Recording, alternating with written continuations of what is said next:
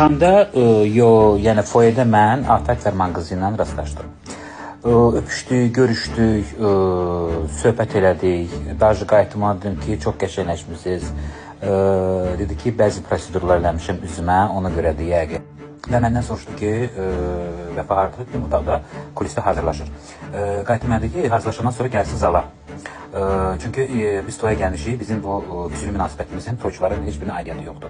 Gəlsin otursun, yəni normal şəkildə toyumuzu idarə edib, mən saat 10'da, onsuz da çıxacağım, başqa şəhərə getməliyəm. Dedim mən Afət xanıma ki, hələ toy başlamayıb, indidən yəni niyə gəlsin ora, hələ hazırlaşır. Yəni doğrudan Nazilə xanım elə makyaj edir. Başqa söhbətlər elədik, özümüz üçün dedik, güldük, ora bura və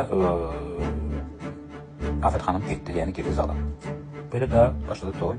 Toy başladı, Afət xanım artıq oturmuşdu, yəni müğənnilərin stolunda. Müğənni stolu da yumrudu, dairəvi durdu.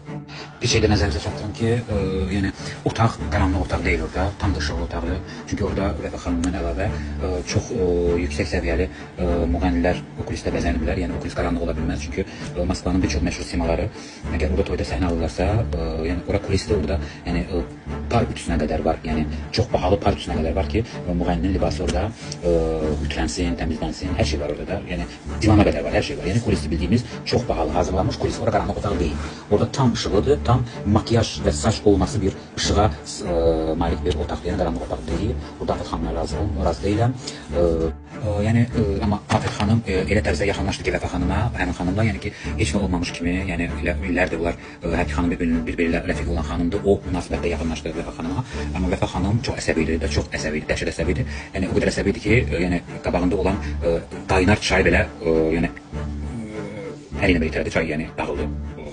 Sunsun çox əsəbi idi. Nəsə deyirlər bir-birlərinin qulağına, bilmirəm.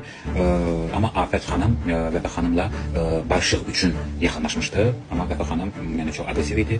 Yəni belə, yəni bir-birlərinin qulağına dediyi sözləri artıq eşitməmiş. Amma bilirəm ki, Afət xanım dedi ki, o sözləri, yəni mən sənə yox,